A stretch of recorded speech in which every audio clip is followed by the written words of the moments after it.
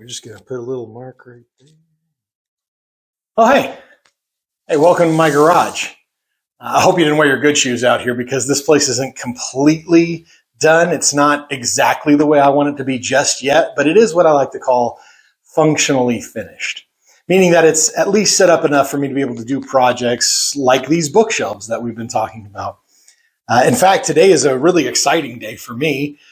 As you can tell, I've already gotten some of the material purchased, and I'm here making the measurements for my very first cut into wood. We are finally ready to get started.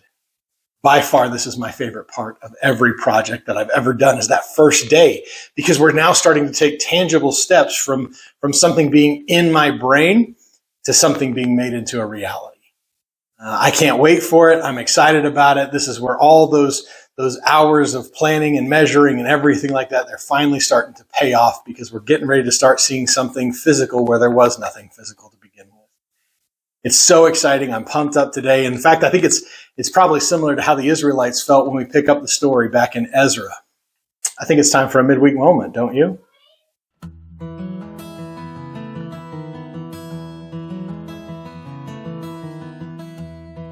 Now, as you might recall from where we left things off, after 70 years, a portion of the Israelites were allowed to return back to their homeland. They had been taken away in captivity for the 70 years after generations of idol worship and continuing compounding sins against God. God had given them numerous warnings through all of his prophets that if they didn't repent, if they didn't turn back, then they were going to face some pretty severe consequences. And now they have walked through those consequences.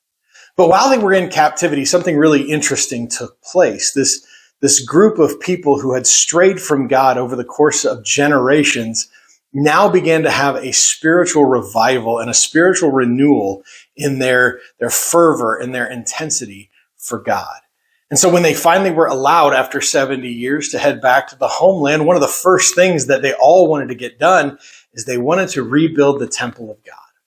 They wanted to have a place where the entire nation of Israel could come and worship and offer sacrifice and just be united in their love and their desire to serve the God who had been faithful to them, even when they had not been faithful to him.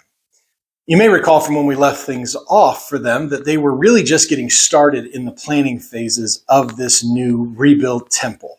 And they kind of set things up. They built an altar, at least on the site of where the temple was going to be, a place where they could gather together to worship still and offer sacrifices, but it wasn't the completed thing. If anything, you could say that it was functionally finished, but it was still just a place for them to be able to gather together to worship, to sacrifice, and to do all the stuff that they'd wanted to do all that time in captivity. But they would need time to plan. They would need time to gather materials. They would need time to get everything ready for the temple of God to be built. And in Ezra chapter 3, verse 8, we find out just how long it took them for all this planning to take place. Now, in the second year, after their coming to the house of God at Jerusalem, in the second month, Zerubbabel, the son of Shealtiel, and Jeshua, the son of Jozadak, made a beginning together with the rest of their kinsmen, the priests and the Levites, and all who had come from Jerusalem from the captivity.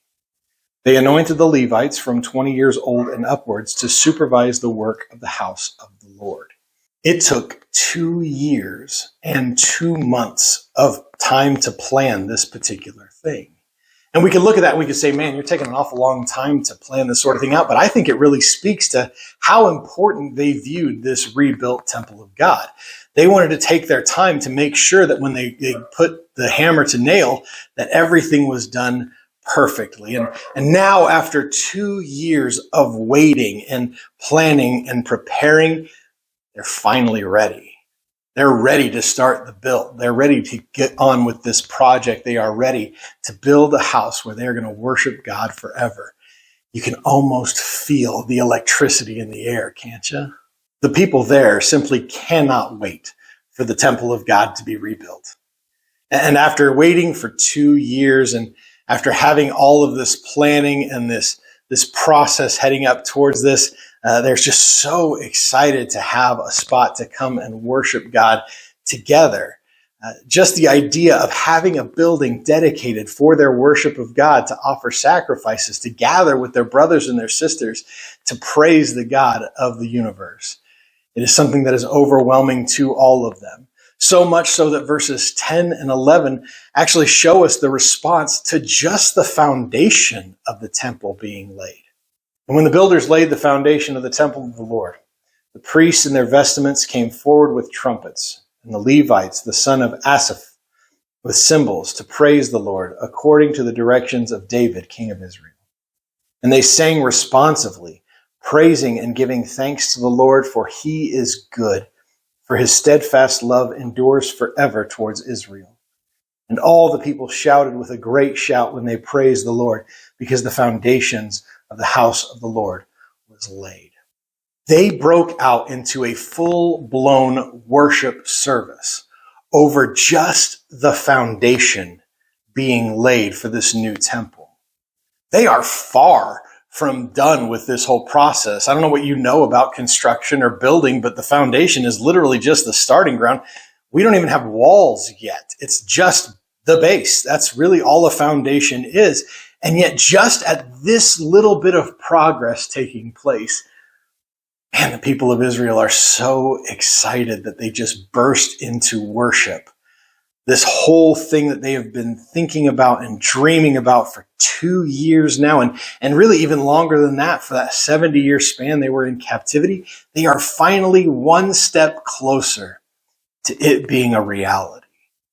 And so, yeah, they're excited. They are so pumped up that they cannot help but sing about how great the Lord is, shouting for joy because this rebuild that has been taking place within their spirits for a generation is now finally becoming a physical place where they can go and worship God together. Everyone is just so excited about this new temple. Well, I should say almost everyone.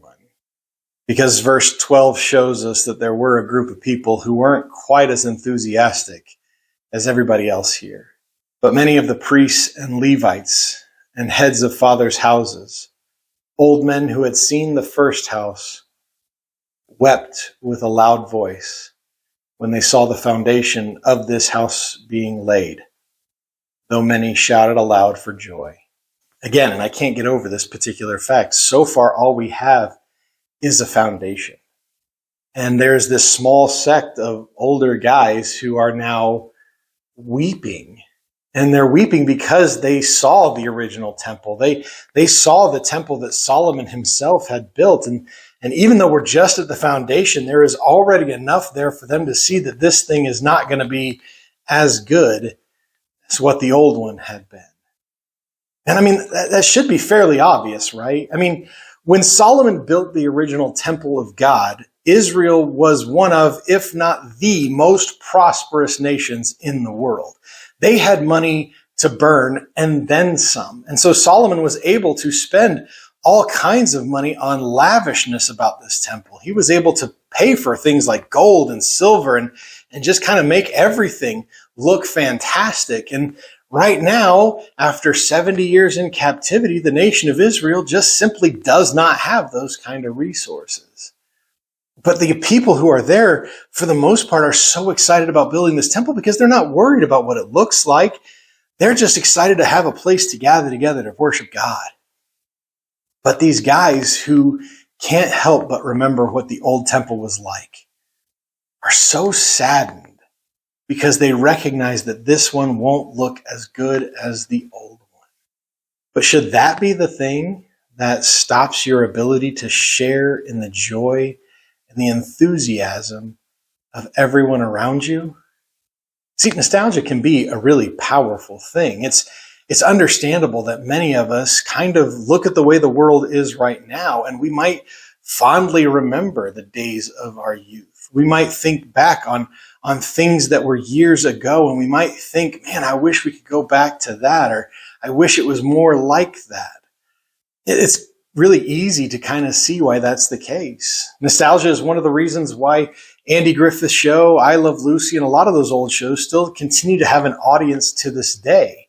I'll even modernize it into my own context, because later on this year, they're releasing a whole new line of Power Ranger toys from the 1993 series that I grew up watching.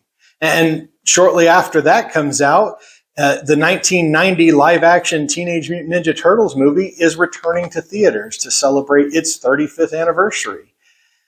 And there's a strong part of me that both wants to see that movie in the theaters and wants to buy a lot of that toy line. Nostalgia is something that is a part of all of us. When we think back to what we think are simpler times in our lives, we have a natural, almost yearning to go back to those sorts of things. But here's the thing. When our longing for what has already gone prevents us from sharing in the joy of what God is doing in the here and now, then we miss out on seeing all the ways that God is moving right in front of us. For those older guys there, their weeping could have threatened to not only dampen their own joy, but it could have extinguished the joy of those around them. They spent so much of their energy weeping because the temple was not what it once was, and they longed for those particular days, that they were missing out on the joy and the excitement and the fervor and the worship of those around them. They were missing out on the people surrounding them literally being on fire for God. No, it wasn't going to be the same.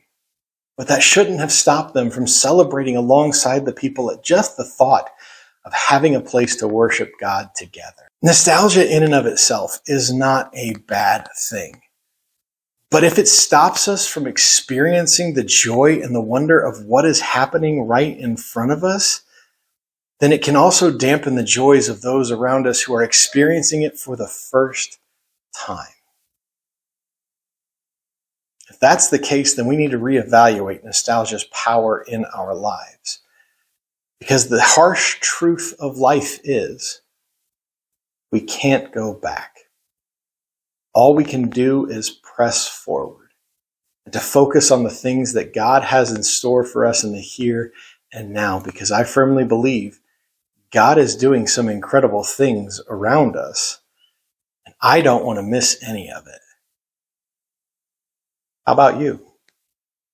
Well, as it is a new month, here in the month of July, we are having a new book of the month. It is going to be Until Unity by Francis Chan. One of our Sunday school classes is actually already walking through this book together, and I think that's a great thing. Until Unity, Francis Chan talks about the notion that as the church, that unity should be one of the things that we pursue most stringently, and yet far too often it is something that we cast aside because we have our own preferences and our own ideas of what this should be. It's a tough read, I'm not going to lie, but Francis Chan has this way of giving you moments where you're going to smile ear to ear while he also kicks you in the teeth. But it's a great read for you. Until Unity by Francis Chan is our book of the month for the month of July. Well, it's time for me to get to work. So this has been your midweek moment. Take care of yourselves and each other.